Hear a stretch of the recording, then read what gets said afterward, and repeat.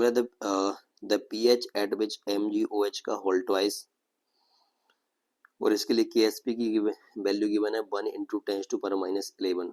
बोला begins to precipitate, ये यहाँ से प्रेसिपिटेट बना स्टार्ट किया, फॉर्म ए solution containing 0.1 molar Mg+2 solution. ठीक है, उसमें पीएच पूछ रहा है, तो मैं बोल रहा हूँ कि MgOH का whole twice solid, Mg+2 aqueous और OH- एक्वस में डिसोसिएट हुआ।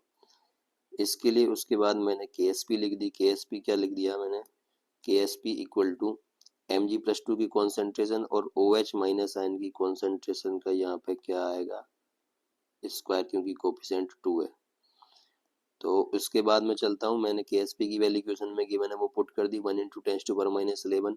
अब Mg+2 की कॉन्सेंट्रेशन कुछ यहाँ से भी मिलेगी और ये और ज़्यादा अमाउंट कहाँ से मिलेगा, ये 0.1, क्योंकि ये यहाँ से जो मिल रहा है 0.1, इसमें टोटल कॉन्सेंट्रेशन क्या होगी, ये इधर से मिली मानो S और ये 0.1, तो Mg+2 की कॉन्सेंट्रेशन ज़्यादा होने पर ये रिएक्शन बैकवर्ड जाएगी और बैकवर्ड जाएगी तो ये वाला अमाउंट इसको हमको काफ़ी कम मिलेगा, जो नेगलेक्ट कर देंगे। इस वजह से मैं यहाँ पे इसकी वैल्यू डायरेक्ट पुट कर रहा हूँ 0.1 मैंने डायरेक्ट पुट कर दी।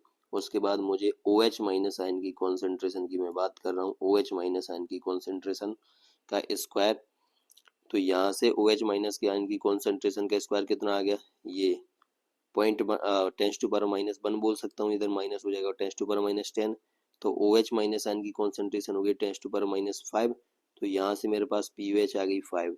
ये सिंपल फॉर्मूला लगाया है, POH इक्वल टू क्या हो जाएगा, माइनस का log ऑफ OH- आयन की कॉन्सेंट्रेशन, इससे पीएच हमारे पास आ गई 5 और POH आ गई 5। मैं पीएच की बात करूं तो 14 - 5 हो जाएगा, 25 डिग्री सेंटीग्रेड की बात करें तो 25 डिग्री सेंटीग्रेड में 14 - 5, तो ये 9 आंसर।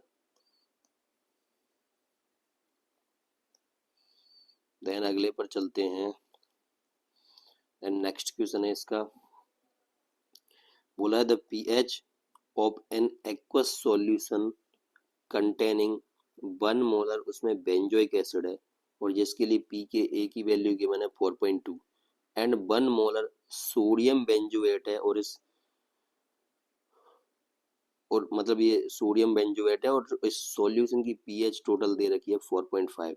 फिर बोला the volume of benzoic acid, the volume of benzoic acid solution in 300 ml of this buffer solution, the volume of benzoic acid का वॉल्यूम पूछा है हमसे। तो ठीक है, देखो इसमें क्या करेंगे, हमारे पास ये बेंजोइक एसिड हो गया, COOH बेंजोइक एसिड हो गया, और इसके बाद ये सोडियम बेंजोएट हो गया। मीन्स अब मैंने क्या बोला था कि जो जितने भी ऑर्गेनिक एसिड हैं वो सारे क्या हैं, वीक एसिड, और ये सॉल्ट है हमारे पास वीक एसिड का स्ट्रॉन्ग बेस के साथ NaOH, तो ये बन गया हमारा वीक एसिड, और वीक एसिड का सॉल्ट हो स्ट्रॉन्ग बेस के साथ, तो ये एसिडिक बफर बना लिया।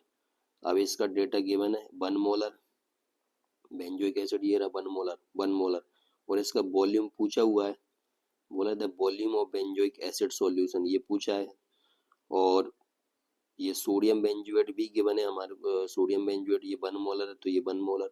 अब वॉल्यूम देखो, टोटल वॉल्यूम कितना है, बोला 300 ml of this buffer solution, buffer solution कितना हो गया 300 ml, तो टोटल वॉल्यूम है हमारे पास 300 ml। तो मैंने अगर बेंजोइक एसिड का BMN मान लिया तो ये सोडियम बेंजोएट का कितना हो जाएगा 300 - B, तो इसका मैं टोटल बफर सॉल्यूशन है 300 ml, उसमें से बेंजोइक एसिड है B, तो सोडियम बेंजोएट कितना हो जाएगा 300 - B, क्योंकि ये दोनों ही मिलकर के तो बफर सॉल्यूशन बना रहे हैं, दोनों मिलकर ही 300 ml बना रहे हैं। तो मैं मोल की बात करूंगा, मोल क्या होता है N = M × B से, अगर मैं मोल की बात करूंगा तो मोल ये मैंने 1 × B किया तो कितना आ गया B, यहाँ से मोल = M × B से, तो इसको 300 - B को 1 से मल्टीप्लाई करोगे तो 300 - B, और ये मिली मोल में आएगा क्योंकि वॉल्यूम हमारा किस में ml में, इस वजह से ये आएगा मिली मोल में। अब ये एसिडिक बफर है तो मैंने एसिडिक बफर का फॉर्मूला लगाया, pH = pKa प्लस लोग सॉल्ट अपॉन एसिड की कॉन्सेंट्रेशन, सॉल्ट को मैं कॉन्जुगेट बेस भी बोल सकता हूँ, होता तो वही है। पीएच गिवन है हमको क्वेश्चन में 4.5, पी के ए की वैल्यू गिवन है 4.2 और लोग, अब ये क्या होगा सॉल्ट अपॉन एसिड की कॉन्सेंट्रेशन, कॉन्सेंट्रेशन क्या होती है मोल बाई वॉल्यूम, मोल तो ये आ रहा है हमारे पास 300 माइनस बी मिली मोल और वॉल्यूम टोटल कितना है वो पर का 300 ml, तो ये 300, ये बी डिवाइड बाई 300, ये 300 से 300 कैंसिल हो जाएगा। मैं इसको इधर लाऊंगा तो कितना बचेगा 0.3, तो log 300 minus B by B. अब 0.3 कितनी किसकी वैल्यू होती है log 2 की वैल्यू, तो ये मैंने log 2 रख दिया, इसको मैं 0.3 को log 2 भी रख सकता हूँ, तो log 2 equal to log 300 minus B by B, log से log कैंसिल, तो ये हो गया 2 equal to 300 minus B by B. यहाँ से सॉल्व करो तो बी की वैल्यू आ जाएगी 100 ml। तो ये यहाँ से हमारा क्वेश्चन होता है, सिंपल सा क्वेश्चन है ये एकदम। देन मैं अगले पर चल रहा हूँ, नेक्स्ट क्वेश्चन पर आ रहा हूँ मैं। नेक्स्ट क्वेश्चन ये है कि के ए ऑफ एसिटिक, के ए फॉर एसिटिक एसिड वो है 1.8 into 10⁻⁵ and K B for N H four O H is 1.8 into 10⁻⁵। देखो के ए और के बी की वैल्यू एग्जैक्ट सेम दे दी, फिर बोला the pH of ammonium acetate solution. अब अमोनियम एसीटेट मैंने ये लिख दिया, ये अमोनियम और ये वाला पार्ट एसीटेट, तो दोनों ही क्या है, ये बीक एसिड से एसिटिक एसिड बीक एसिड है और NH पर OH हमारे पास क्या है बीक बेस है, तो ये सॉल्ट है किसका बीक एसिड और बीक बेस का। अब इसकी पीएच का ये मैंने फॉर्मूला लिख दिया, pH equal to 7 plus half P K minus half P K B. अब इसके लिए देखो के ए की वैल्यू भी कितनी है 1.8 इंटू 10⁻⁵ और के बी की वैल्यू भी कितनी है 1.8 इंटू 10⁻⁵। तो देखो यहाँ पे के ए इक्वल टू के बी है, तो पी के equal to P K B आएगा, तो इस फॉर्मूले में ये प्लस का हाफ पी के है और माइनस का हाफ पी के, ये कैंसिल हो जाएंगे क्योंकि पी के equal to P K B है, तो पी एच इक्वल टू कितनी आ जाएगी 7, तो सॉल्यूशन क्या रहेगा न्यूट्रल। तो ये सिंपल सा क्वेश्चन था यहाँ से फॉर्मूला बेस्ड। नेक्स्ट क्वेश्चन पर चल रहा हूँ मैं, ये बोल रहा है सॉल्युबिलिटी ऑफ कैल्शियम फॉस्फेट जिसका मॉलिक्यूलर मास दे दिया m in water is W ग्राम पर 100 ml है। जनरली हम सॉल्युबिलिटी कैलकुलेट करते हैं वो यूनिट आती है मोल पर लीटर में, इसने दिया है W ग्राम पर 100 ml में एट 25 डिग्री सेंटीग्रेड, बोल रहा है इट्स सॉल्युबिलिटी प्रोडक्ट पूछा है at 25 degree centigrade approximately, approximately ध्यान देना अप्रोक्सीमेटली। तो क्या ये हमारे पास ये हो गया सॉल्ट, ये कैल्शियम फॉस्फेट सॉलिड है, ये ब्रेक करेगा 3Ca+2 एक्वस में और 2PO4-3 एक्वस में, ठीक है। अब इसकी यहाँ कोफिशिएंट 3 है तो मैं सॉल्युबिलिटी कितनी होगी 3s, यहाँ कोफिशिएंट 2 है तो इसकी सॉल्युबिलिटी होगी 2s। अब सॉल्युबिलिटी हमको क्वेश्चन में कितनी गिवन है W ग्राम पर 100 ml, W ग्राम पर 100 ml मैंने ये रख दी W ग्राम पर 100 ml, और इसकी जो यूनिट है वो होती क्या है मोल पर लीटर में होती है, तो मैं क्या कर रहा हूँ अब मोल है, ग्राम दे रखा है, ग्राम से मुझे मोल बनाना है, मीन्स ग्राम मतलब मास है, तो इसको क्या करूंगा मैं मॉलिक्यूलर वेट से डिवाइड करूंगा, तो ये किस में कन्वर्ट हो जाएगा मोल में। तो ये मास को मैंने मॉलिक्यूलर वेट क्वेश्चन में बोला है कि ये m मानो, मॉलिक्यूलर मास या मॉलिक्यूलर वेट m मानो, तो मैंने इसको क्या करा ये मास को मॉलिक्यूलर वेट से डिवाइड कर दिया, तो ये क्या बन गया हमारा मोल बन गया, ये मोल, और किस में लेते हैं लीटर में, ये 100 ml है तो इसको मैं 0.1 लीटर लिख सकता हूँ, तो इसको 0.1 को मैं ऊपर ले गया तो ये क्या बचा 10W/m, ये हो गया मोल पर लीटर में हमारी सॉल्युबिलिटी होगी। अब बस कुछ नहीं, ये KSP की मैं रख दूंगा, KSP क्या होगा कैल्शियम +2 की कॉन्सेंट्रेशन और फॉस्फेट -3 की कॉन्सेंट्रेशन कोफिशिएंट पावर में आ गए, यहाँ पे रख दी मैंने इसकी वैल्यू, यहाँ से उठा करके ये 3s का क्यूब और ये 2s का क्यूब, 2s का सॉरी स्क्वायर, अब 3 का क्यूब करेंगे तो 27, 2 का स्क्वायर करेंगे तो 4, अब यहाँ ये S2 power H to power ये इधर का कितना 3 और यहाँ से आएगा 2, 3 + 2, तो ये मैंने लिख दिया यहाँ पर, ये 3 + 2 लिख दिया 5, एच टू पावर 5 हो गया। अब इसको 27 × 4 ये होता है 108, कि S P equal to 108 H to power 5, तो ये हो गया 108। एस कितना है हमारे पास, ये 10/10 × W/m की पावर क्या हो गया 5। अब देखो क्वेश्चन में बोला है कि अप्रोक्सीमेटली बताओ, तो मैं 108 को अप्रोक्सीमेटली मैं 100 कंसिडर कर रहा हूँ, तो 100 × 10⁵ को मैं लिख रहा हूँ 10⁷ W/m की पावर 5। तो यहाँ से हमारा आंसर बन गया ये, क्योंकि उसने बोला था अप्रोक्सीमेटली बताओ अप्रोक्सीमेटली, तो मैंने अप्रोक्सीमेटली बता दिया है आंसर और ये क्वेश्चन को लेटा दिया है। देन अगले पर चलते हैं। बोल रहा है कि a buffer solution is the mixture of a salt and an acid और a base mixed by any particular quantities. देखो ये स्टेटमेंट पूरी तरीके से सही नहीं है। ये क्या बोल रहा है कि बफर सॉल्यूशन वो मिक्सर है सॉल्ट का, सॉल्ट प्लस एसिड का, या फिर सॉल्ट प्लस बेस का। इसने स्ट्रॉन्ग वीक ऐसी कोई भी बात नहीं करी, ना स्ट्रॉन्ग की बात करी ना ही वीक की बात करी। तो मैं इसको स्ट्रॉन्ग भी मान सकता हूँ वीक भी मान सकता हूँ, तो ये स्टेटमेंट पूरी तरीके से सही नहीं है, मैं बता रहा हूँ। देखो अगर मैंने एसिड वीक मान लिया, मैंने एसिड वीक मान लिया, ये मैंने एसिड वीक मान लिया, और मैंने वीक एसिड का, उसी एसिड का वीक एसिड का सॉल्ट ले लिया स्ट्रॉन्ग बेस के साथ, तो ये बफर बना लिया। बट अगर मैंने ये वीक मतलब ये एसिड एसिड लिया और मैंने किसी दूसरे एसिड का सॉल्ट ले लिया, तो वो तो बफर नहीं बनाया, तो ये गलत हो गया। अब मैंने मान लो एक और एग्जांपल की स्ट्रॉन्ग एसिड ले लिया और इस स्ट्रॉन्ग एसिड का वीक बेस के साथ मैंने सॉल्ट बना लिया, तो ये भी बफर नहीं है। बफर की कंडीशन क्या है कि वीक एसिड या वीक बेस होना चाहिए। अब जैसे मान लो मैंने वीक एसिड लिया, तो वीक एसिड का, उसी वीक एसिड का स्ट्रॉन्ग बेस के साथ सॉल्ट है, उसको हम एसिडिक बफर बोलते हैं। और बेस में क्या होगा, वीक बेस होगा, और उसी वीक बेस का स्ट्रॉन्ग एसिड के साथ जो सॉल्ट होगा उसको हम बफर बोलेंगे, बेसिक बफर। तो ऐसे ये बेसिक बफर में अगर मैं वीक बेस ले रहा हूँ और इसी वीक बेस का स्ट्रॉन्ग एसिड के साथ अगर मैंने सॉल्ट लिया, तो बेसिक बफर है।